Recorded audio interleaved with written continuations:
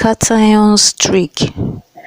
Please stop calling magnets a zinc.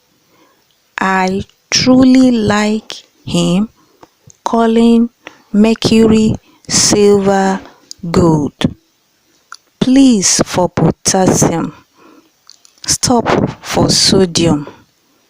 Calling for calcium, magnet for magnesium, A for aluminium, zinc for zinc, I for iron, truly for tin, like for lead, him for hydrogen, calling for copper, mercury for mercury, silver for silver, gold for